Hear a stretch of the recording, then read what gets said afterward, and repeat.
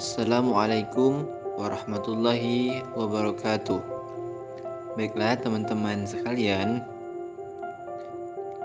kami dari kelompok 12 atas nama Hani Wirani dengan NIM 2030202229, William Perry dengan NIM 2030202239, dan Revi Mariska dengan NIM 2030202250 akan menyampaikan materi kami, yaitu tentang hak dan kedudukan wanita dalam keluarga,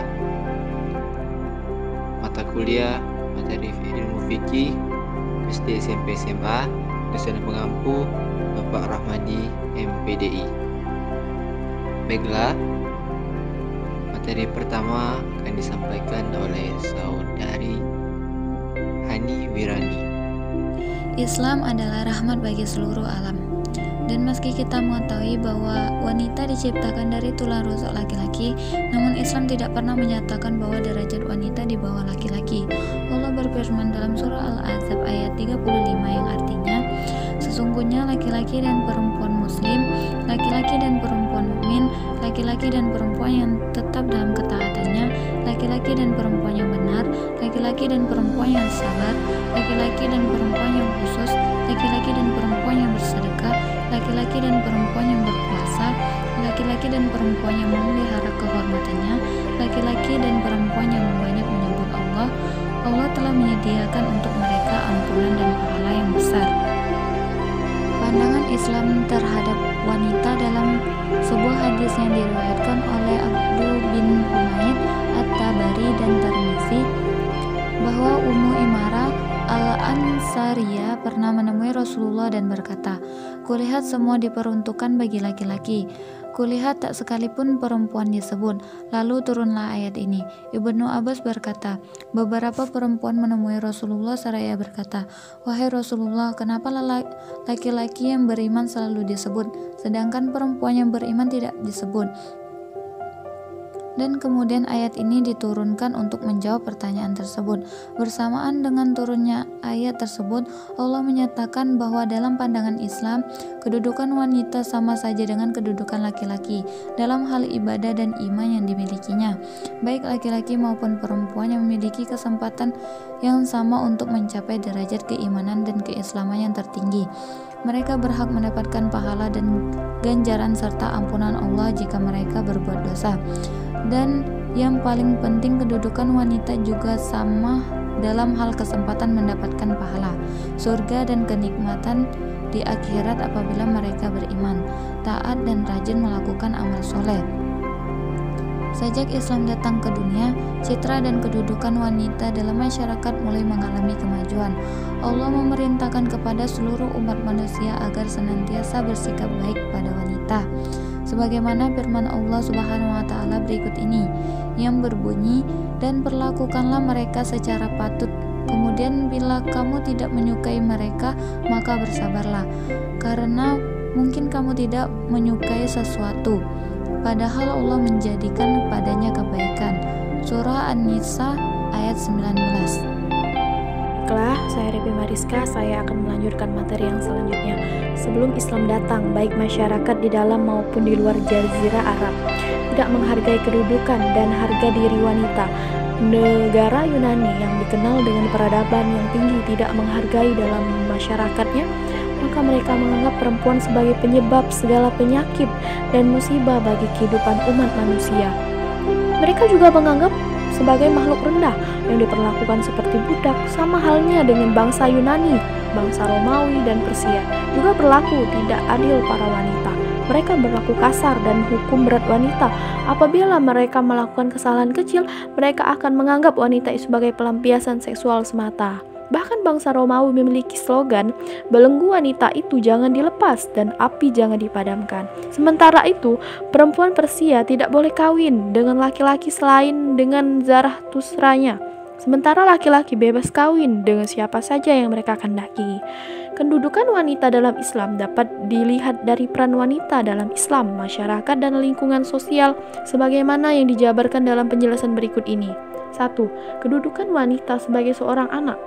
Anak adalah karunia dari Allah Subhanahu wa taala pada setiap orang tua. Oleh karena itu mereka tidak diperbolehkan untuk menyia-nyiakan anak, baik laki-laki maupun perempuan. Orang tua harus menerima anak dengan ikhlas dan tidak boleh menyia-nyiakannya sebagaimana yang tercantum dalam firman Allah Subhanahu wa taala. Kepunyaan Allah, kerajaan langit dan bumi. Dia menciptakan apa yang Dia kehendaki. Dia memberikan anak-anak perempuan kepada siapa yang Dia kehendaki dan memberikan anak-anak kepada siapa yang Dia kehendaki. Atau Dia mengerahkan kedua jenis anak.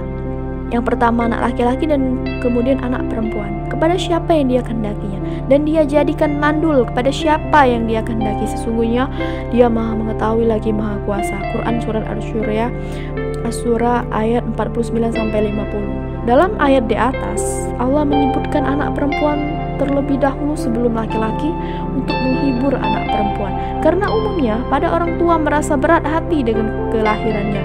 Kelahiran anak perempuan dalam keluarga harus diterima sebagaimana kehadiran anak laki-laki. Tidak seperti perlakuan masyarakat jahiliyah yang gemar mengubur anak perempuannya yang baru lahir sebagaimana digambarkan oleh Allah Subhanahu wa taala dalam firman-Nya. Jika salah seorang di antara mereka diberi kabar tentang kelahiran anak perempuannya, maka mukanya menjadi hitam dan dia sangat marah. Dia bersembunyi dari orang-orang banyak disebabkan oleh berita buruk sampai kepadanya. Maka dia akan memelihara anak perempuannya itu, ataukah menguburnya hidup-hidup, ataukah membunuhnya. Alangkah jeleknya apabila mereka terdapatkan. Quran surat Al-Nahl ayat 58-59. Kedudukan wanita dewasa dalam menentukan pilihan. Tidak hanya laki-laki manapun mempunyai hak untuk memilih pasangan hidup. Baca cara memilih pendamping hidup yang bisa membawa kebahagiaan padanya melalui pernikahan. Baca rukun nikah dan hukum pernikahan dalam Islam. Seorang perempuan membutuhkan laki-laki, begitu juga sebaliknya.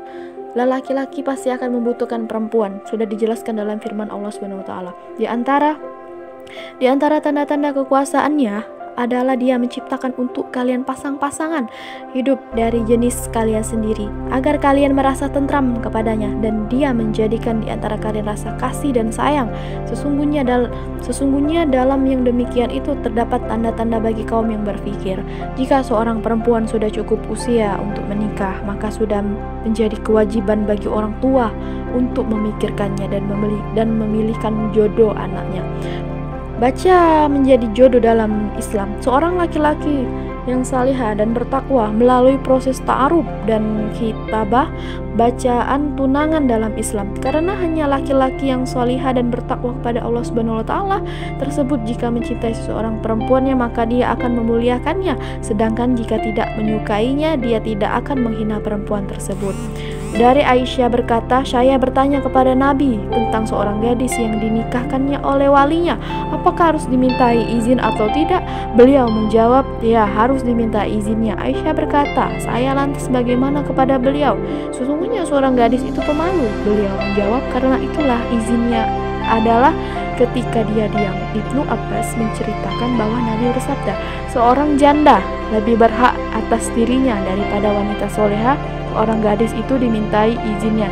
Tanda persetujuannya adalah dengan diam. Baik, terima kasih. Materi selanjutnya akan disampaikan oleh saudara Hani. Baiklah, di sini saya William Ferry akan melanjutkan materi ketiga, yaitu poin ketiga, kedudukan wanita sebagai seorang istri. Allah memerintahkan kepada para suami untuk memperlakukan istrinya dengan baik seperti dijelaskan dalam surah An-Nisa ayat 19. Yang artinya, dan bergaulah dengan mereka para istri dengan cara yang baik. As-Syaikh Abdurrahman bin Nasir As-Sa'di menjelaskan bahwa pergaulan yang disebutkan dalam ayat tersebut mencakup ucapan dan perbuatan. Oleh sebab itu, sebaiknya para suami hendaknya senantiasa menjaga ucapan dan perbuatannya kepada istri agar tidak terjadi hal-hal yang tidak diinginkan. Suami juga harus bisa melindungi istri dan keluarganya dan mencukupi nafkah baik secara materi maupun non-materi. Demikian pula jika mereka berpisah dan seiring suami menjatuhkan talak pada istrinya, ia harus melakukannya secara baik-baik. Nabi Muhammad SAW bersabda, janganlah kalian memukul hamba Allah yang perempuan. Dalam riwayat lain, mukmin yang paling sempurna imannya adalah seorang yang baik akhlaknya di antara mereka, dan sebaik-baik kalian adalah yang paling baik terhadap istri-istrinya. Hadis riwayat Ahmad. Poin keempat, kedudukan wanita sebagai ibu. Islam memuliakan perempuan baik di saat anak-anak, remaja, dan saat ia menjadi seorang ibu. Islam mewajibkan umatnya, terutama seorang anak, untuk senantiasa berbakti kepada kedua orang tuanya, ayah dan ibu, sebagaimana yang disebutkan dalam Al-Quran surah Al-Isra ayat 23-24, yang artinya, Rabbmu telah menetapkan agar janganlah kalian beribadah kecuali hanya kepada Allah, dan hendaklah kalian berbuat baik terhadap kedua orang tua. Apabila salah seorang di antara keduanya atau kedua-duanya menginjak usia lanjut dan dalam pemeliharaanmu, maka janganlah engkau mengatakan kepada keduanya perkataan dan janganlah membentak keduanya, namun ucapkanlah kepada keduanya perkataan yang mulia, dan rendahkanlah dirimu terhadap mereka berdua dengan penuh kasih sayang. Ucapkanlah doa, wahai Rabbku, kasihilah mereka berdua sebagaimana mereka telah memelihara dan mendidikku sewaktu kecil.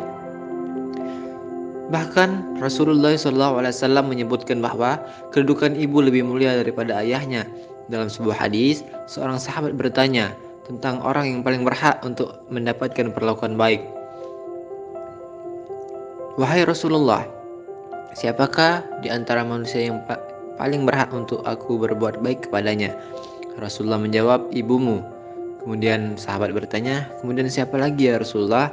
Ibumu, jawab beliau. Kemudian orang itu bertanya lagi, kepada siapa ya lagi ya Rasulullah? Ibumu. Kemudian orang itu bertanya satu lagi, kemudian Rasulullah menjawab, ayahmu. Hadis riwayat Bukhari dan Muslim. Seorang ibu memiliki kedudukan mulia karena ia adalah orang yang mengandung, membesarkan dan mendidik anaknya sejak dalam kandungan. Lalu poin keempat, kedudukan wanita sebagai individu. Sebagai seorang individu yang perempuan, seorang perempuan memiliki hak yang sama dengan laki-laki, meskipun bagian dan kadarnya tidak sama, seperti halnya dalam memperoleh hak waris.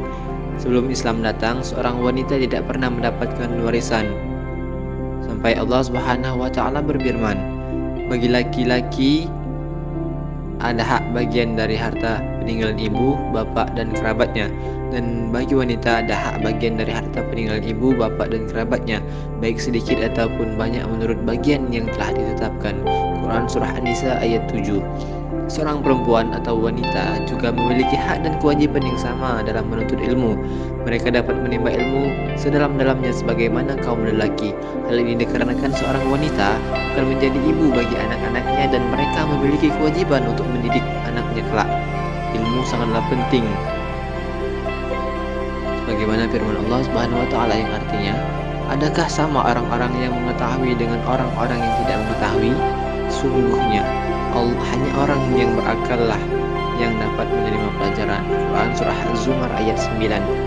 Rasulullah SAW juga bersabda bahwa kewajiban dan hukum menurut ilmu bukanlah milik kaum pria, melainkan para wanita juga berkewajiban untuk menuntut ilmu sebagaimana yang disebutkan dalam hadis, sebaik-baik kalian adalah yang mempelajari Al-Quran dan mengajarkannya. Hadis riwayat Bukhari. Demikian juga dalam perkara mengajarkan amar ma'ruf nahi munkar, seorang wanita juga memiliki kewajiban dan hak yang sama dengan kaum pria atau lelaki. Jelaskan lagi dalam firman Allah yang artinya, kamu adalah umat yang terbaik yang diutus kepada manusia, memerintahkan yang ma'ruf dan mencegah yang munkar. Quran Surah Al-Imran ayat 10. Ayat tersebut bersifat umum sehingga baik wanita maupun laki-laki berkewajiban menegakkan amar ma'ruf nahi munkar, sehingga jelaslah dalam Islam kedudukan wanita setara dengan kaum pria. Demikianlah pemaparan materi dari kelompok kami, semoga bermanfaat. Wassalamualaikum warahmatullahi wabarakatuh.